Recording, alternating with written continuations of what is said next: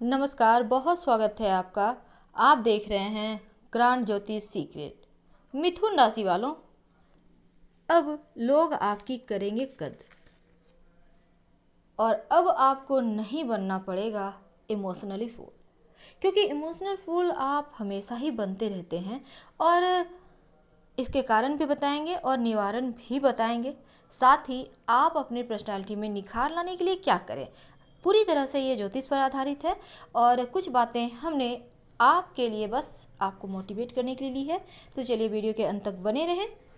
मिथुन वाले जो होते हैं ना, क्योंकि मिथुन राशि बुधदेव जिनका स्वामी है बहुत बुद्धिमान होते हैं, लेकिन इनके जीवन में आकस्मिक चीज़ें बहुत होती हैं।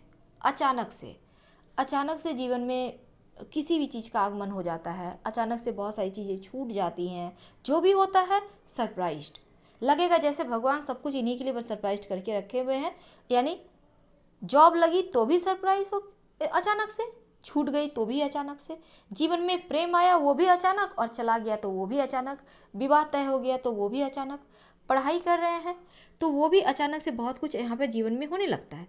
तो कुल मिलाकर आपका जीवन में आकस्मिकता बहुत होती है। अगर आप मिथुन राशि हैं तो एक बात है कि बुद्धि से ज़्यादा जो सोची जा सके ऐसी राशि है मिथुन राशि। और यहाँ पर आप बहुत बुद्धिमान होते हैं, बहुत ज़्यादा ज्ञानवान होते हैं और बहुत ज़्यादा आध्यात्म भी होते हैं, क्योंकि एक तो वायु तत्व की ताकत और बुद्धि की बुद्धि दोनों मिलकर आपको बहुत बुद्धिमान बना देते हैं। लेकिन जब इतना सब कुछ बेहतर है, फिर जीवन में आप इतना धोखा क्यों खाते हैं? क्यों लोग बेवजह आपका इस्तेमाल कर आप जहाँ से चले थे वहीं रह जाते हैं और लोग आगे बढ़ते चले जाते हैं? आखिर क्यों? क्या कमी रह जाती है आपके जीवन में? क्या कमी रह जाती है आपके तरफ से, जो आपके सपने पूरे होते होते कहीं अधूरे रह जाते हैं, कहीं खो जाते हैं? आप अपने लक्ष्य से भटक जाते हैं। आखिर क्यों ऐसा होता है आपके साथ? क्यों हमेशा आप ही फंसते हैं? तमाम तरह की बातें आपके दिल में चल रही होगी, तो आज इसी बात पर हम आपसे बहुत सारी बातें करने वाले हैं, तो वीडियो के अंत तक बने रहें। देखिए मिथुन राशि वालों, होता क्या है ना, भले ही आप बुद्धिमान हैं पर हैं तो मनुष्य ही ना, बहुत जल्दी सबकी बातों में आ जाते हैं और सब एक कमजोरी भी आप में होती है, आप कंफ्यूज होते हैं। अक्सर आप कंफ्यूजन के शिकार हो ही जाते हैं। हाँ ना जैसी चीज़ें होती है, कभी कभी आप लापरवाह भी हो जाते हैं और इसका फ़ायदा दूसरा उठाता है। शायद इसी फ़ायदे को उठाने के लिए लोग आपके करीब आते हैं, ये भी हो सकता है। और ये आप बेहतर जानते हैं हम जो कह रहे हैं वो कितना % सच है। वैसे तो आपको जीवन में लापरवाही के कारण बहुत सारी हानि भी होती है, आपको बहुत सारी ऐसी चीज़ें आपके जीवन में होती हैं जिसके कारण आप बहुत ज़्यादा परेशान भी होते हैं। लेकिन क्या ये लापरवाही सिर्फ आपसे खुद ब खुद हो जाती है या आप सच में ऐसा जानबूझकर करते हैं?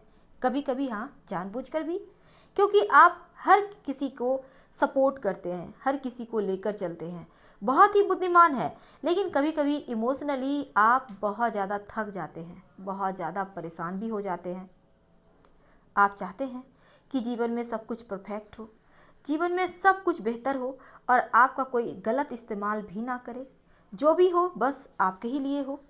तब ऐसे में क्या करें? देखिए, सबकी हेल्प करना अच्छी बात होती है, लेकिन उसमें भी अपने लिए थोड़ा सा वक्त निकालना ये और भी अच्छी बात होती है। हेल्प तो करना ही चाहिए, क्योंकि अगर हम एक दूसरे का हेल्प नहीं करेंगे तो फिर ये दुनिया ही नहीं चलेगी, हर कोई स्वार्थी हो जाएगा। पर यहाँ बात उठता है ये कि अगर आप में इतना टैलेंट है तो क्यों ना इसका फ़ायदा उठाया जाए। कुछ समय अपने लिए चुराइए, ज़्यादा नहीं, आधा घंटा रोज़, 1 घंटा रोज़। आपके अंदर जो काबिलियत है उसको निखारिए, आपके अंदर जो हुनर है उसको निखारिए, क्योंकि यहाँ पर हर व्यक्ति के अंदर कुछ न कुछ ऐसी बातें छिपी होती है जिसके वो सपने रहे होते हैं, बचपन से भी वो सपने देखते हैं कि इस बात ये करेंगे वो करेंगे, तो क्यों ना अब इस सपने को बुना जाए। क्योंकि सपने कब किसके सच हो जाए ये कहना भी मुश्किल है। जब आप कोशिश ही नहीं करेंगे, जब आप एग्ज़ाम ही नहीं दोगे, तो फिर क्या पास होना क्या फेल होना कोई मायने ही नहीं रहेगा। इसलिए पास होने के लिए आपको एग्ज़ाम तो देना होगा। अब पास होगा वही या फेल होगा वही जो एग्ज़ाम दिया है, यही चीज़ें यहाँ मायने रखती है। आप सफल हो या ना हो, कम से कम आपने अपने अंदर छुपी हुई दबी इच्छा को बाहर तो आने दिया। कम से कम आपने अपनी पहचान बनाने की एक कोशिश तो की, और ये कोशिश ही आपको कामयाब बनाता है। अब यहाँ पर जीवन में हर समय तो परीक्षाएं देनी ही होती है। बिना परीक्षा दिए तो कोई भी पास नहीं होता। कभी कभी स्ट्रगल जीवन में बढ़ जाता है और कभी कभी बिन मांगे ही सब कुछ मिल जाता है। तो मिथुन राशि वालों, यही होता है कभी कभी चीज़ों का पास में आना और कभी पास होकर भी दूर चले जाना। करेंगे क्या? सपने को बुनिए, जी जान लगाइए। गुनगुनाते हैं आप तो क्यों ना गाना गाइए, थोड़ी प्रैक्टिस करें, मज़ा आएगा, सुकून मिलेगा। कम से कम आपका आत्मा तो खुश होगा ना, क्योंकि सारा दिन तो आप दूसरों को खुशी के लिए काम करते हैं। आप महिला हैं, सुबह से उठकर बच्चे हैं, पति हैं, सासू माँ हैं, ससुर जी हैं, देवर हैं, जेठानी हैं, तमाम तरह के सबके फरमाइश पूरी करते रहो। अच्छी बात है, रिश्ते ऐसे ही चलते हैं। लेकिन क्या उसमें से 10 मिनट आधा घंटा का वक्त आपका नहीं है ना? तो इसी वक्त को आप टेलीविज़न देखकर जो बर्बाद करती हैं, इससे अच्छा है आप अपने अंदर छिपी हुई प्रतिभा को बाहर लाइए। आप अच्छी पेंटिंग बनाती होंगी जब आप स्कूल कॉलेज में होंगी, तो क्यों ना इस समय उस हुनर को निखारें। आप कविताएं लिखती होंगी, आप गुनगुनाती होंगी, आप अच्छा खाना बनाती हैं, तो क्यों ना इसमें और थोड़ा सा तड़का लगाया जाए। तो ये होता है सपनों को जीना। अगर आप सफल हो गए, क्योंकि देखिए सफल होना ना होना ये आप ऊपर वाले पर छोड़ें, पर मेहनत करने से क्यों भटकना, क्यों हटना। तो हटना नहीं है, भटकाव नहीं करना है, बल्कि समय का सदुपयोग करना है। जिस दिन आप सफल हो जाएंगे ना, उस दिन आपको लोग वैल्यू भी देंगे, आपके भावनाओं की कदर भी करेंगे और आपको सर आंखों पर रखेंगे। तो सपनों को बुनना बहुत आसान है, एक बार कोशिश करके तो देखिए।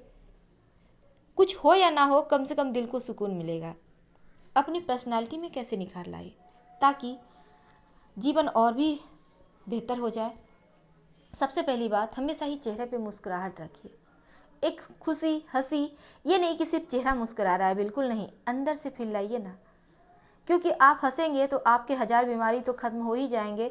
साथ ही जिसके सामने आप हंस रहे हैं, आपका चेहरा जो देखेगा इतनी खुशियों वाला, वो भी आपको देखकर बहुत प्रसन्न होगा और उसका भी शरीर आनंद से, उनका भी आत्मा आनंद से भर जाएगा।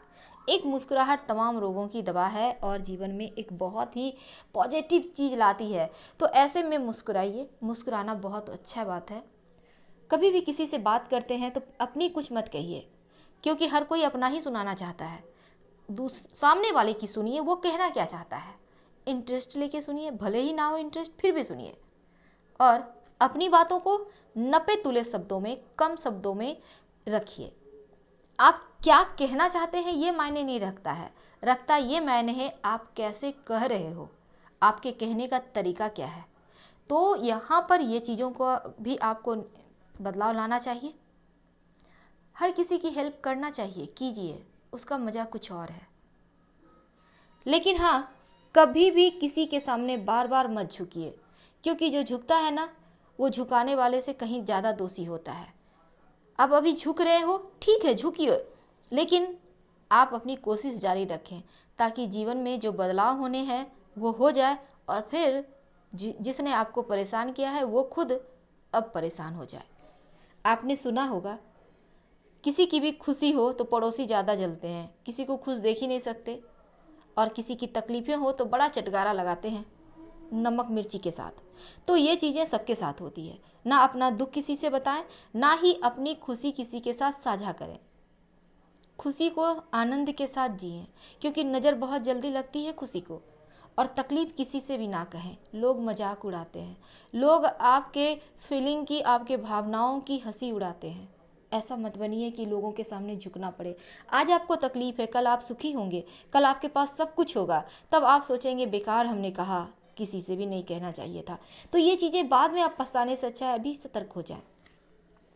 ताकि लोग बेवजह आपका इस्तेमाल ना कर सके, आपको ब्लैकमेल ना कर सके। बहुत बार ऐसा दुनिया में हुआ है, आपने सुना होगा, लोग अपने राज के बात बता देते हैं, कुछ ऐसे काम कर जाते हैं और बाद में बुरे फंसते हैं, दलदल में फंसते चले जाते हैं। तो आप ऐसा मत होइएगा। भले ही आप दुविधा का शिकार होते हैं, एक बार हार मानोगे, दूसरी बार हारोगे, तीसरी बार तो जीतना तय है। तो दुविधा से बचने के लिए भी आपको हम चलिए बता ही दें क्या करेंगे, जिसके कारण कि आपको बहुत हानि उठानी पड़ती है। तो ऐसे में एक तो आप हनुमान जी की उपासना करें और सही टाइम मैनेजमेंट के लिए हनुमान चालीसा का पाठ रोज सुबह नहा धोकर कीजिए, और संभव हो तो शनिवार के दिन शाम के समय पीपल के नीचे सरसों के तेल का दिया जलाइए। एक मुखी दिया जलाना है, याद रखिएगा। लगातार कुछ दिनों तक कीजिए, आपको फ़ायदा महसूस होने लगेगा। हम आपसे विदा लेते हैं। पसंद आए तब लाइक कर सब्सक्राइब करें। हर हर महादेव। धन्यवाद।